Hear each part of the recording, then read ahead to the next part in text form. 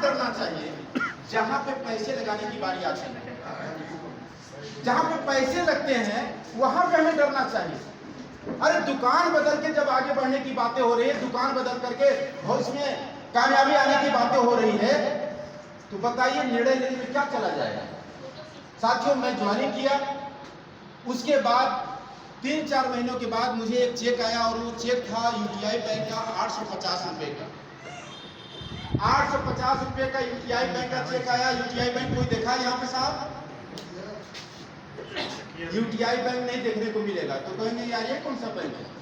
अच्छा, axis bank कितने लोग देखे हैं? एक्सिस बैंक का नाम ही पहले यूटीआई बैंक हुआ करता था, बाद में बदल गया एक्सिस बैंक में। साहब, जिंदगी में जब पहली बार इसका चेक आया था मेरे घर पे डाक द्वारा, मैं बहुत प्रभावित हुआ कि यार अपने दम पे कोई इनकम आई हुई है। मैं लोगों को दिखाने फिराने लगा, बताने लगा, तो कई तरीके की बातें मेरे को सुनने को मिलने लगा। लेकिन उसी दौरान मैं अपने सीनियर से मिल गया, तो सीनियर इसके सारे सिस्टम को बताना चालू किए, प्लान को दिखाना चालू करी, प्लान को दिखाना चालू कर दिए। उसके बाद मेरे को जो एक चीज बताया गया, जो इसमें पैसे आते हैं, प्लान अभी दिखाया गया यहाँ साहब। यस, प्लान में दिखाया गया होगा आपको कि कंपनी जो पैसे देती है कहाँ से देती है। तो आपको दिखाया गया होगा कि भाई इधर कंपनी होती है, इधर ग्राहक होते हैं। जब हम घरेलू सामान लाते हैं तो बीच में रिटेलर, होलसेलर, डिस्ट्रीब्यूटर, सेंटर कई लोग होते हैं। फिर उसका प्रचार भी होता है। प्रचार होता है कि नहीं होता? प्रचार हीरो हीरोइन करते हैं और ये लोग मुंह मांगार करते जाते हैं। ये आज तक की हमारी परंपरागत बाजार व्यवस्था है।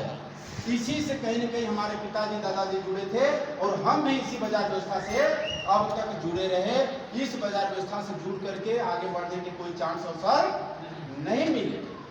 साथियों, आज हम लोग विज्ञापन में इतने फंस चुके हैं कि जिधर भी नजर उठाएंगे आपको विज्ञापन दिखेगा।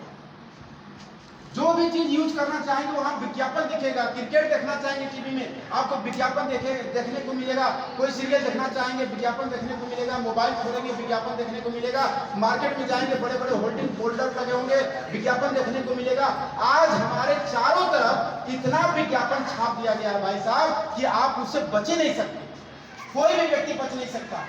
प्रचार के चक्कर में इतने लोग व्यस्त हो गए हैं कि सही विचार करना ही भूल जाते हैं कि आखिर में सही चीजें क्या होती है।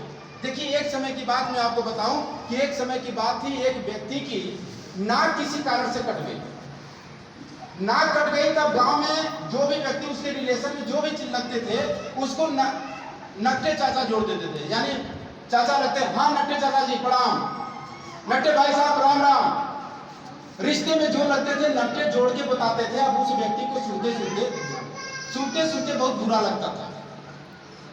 लेकिन आखिर में करे तो क्या करे भाई? आंख में दिक्कत हो, चश्मा लगा ले आदमी, कान में कोई परेशानी हो ढक सकता है, नाक को कैसे ढके? नाक ढका जा सकता है? अब उसको सुन सुन के बुरा लग रहा था। उसके दिमाग में कुछ चीजें चलने लगी। अब वो सोचा कि अब हम बाबा वाली जिंदगी जिएंगे। बड़ी बेइज्जती होती है, अब हमें बाबा बनना है। वो एक जगह लेकर के अपना बनाए स्थान और धीरे धीरे वहां भी उनके भक्तों का जमावड़ा चालू हो गया। संयोग से जो बोले बताए सही होता चला गया और धीरे धीरे भीड़ वहां लगने लगी, काफी भक्त हो गए और वहां भी वो फेमस हो गए नट्टे बाबा के नाम से। भाई नाक हटे थे, बचे तो बचे कैसे? नट्टे बाबा कहाँ जा रहे हैं? आपको कोई परेशानी? अरे नट्टे बाबा क्या चले जाइए, दिखा दीजिए। अब वहां भी सुन रहे, लेकिन करें तो क्या करें? लेकिन साथियों, वो भी एक अवसर की तलाश में थे। उसी दौरान एक व्यक्ति, उनका भक्त जो है, बाबा जी के पास गया। कहा बाबा जी, हम एक चीज जानना चाहते हैं कि आपकी नाक कैसे कटी? तो बाबा जी बोले नहीं नहीं, ये बहुत रहस्य की बात है, देखिए ये सब मत पूछिए मेरे से। कहे नहीं नहीं बाबा जी, मुझे बताइए कि आपकी नाक कटी कैसे? कहे जानना चाहता है कि हाँ। कहते आइए मेरे साथ एकांत में। बाबा जी एकांत में ले गए। कहे कि देखो एक रात की बात है, मैं रात में सोया था और अचानक भगवान प्रकट हुए। भगवान प्रकट हुए, मैं जग गया, मैं उनके चरण स्पर्श किया। वो बोले कि बताओ मेरे लिए तू क्या कर सकता है? तो मैं तुरंत बोला बाबा जी, भगवान मैं आपके लिए तो गर्दन कटा सकता हूँ। कहा नहीं नहीं, गर्दन कटाने की जरूरत नहीं है, तू मेरे लिए कुछ करना ही चाहता है तो तू नाक काट ले।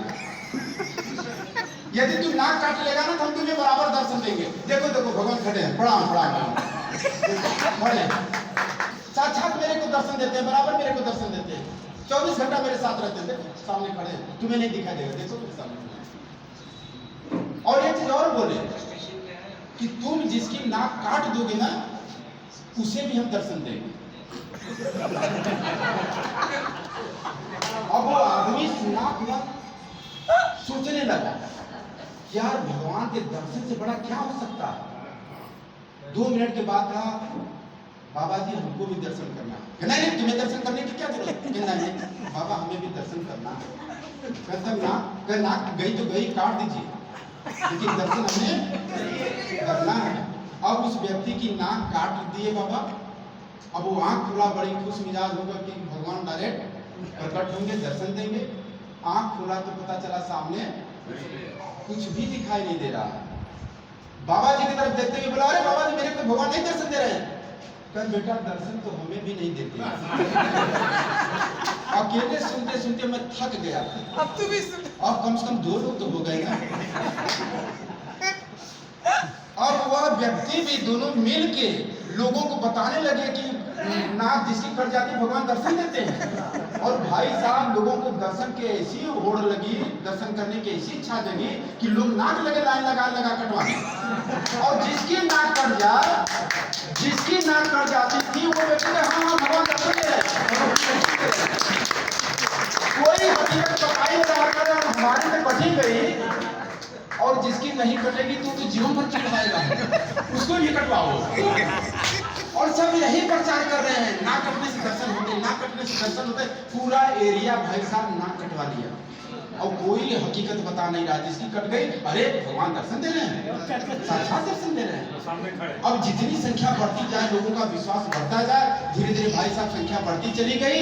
और उसी दौरान एक और व्यक्ति का भगवान के दर्शन के चक्कर में नाक कटा, जो सोच रखता था आश्रम वाले के तरीके की सकारात्मक सोच।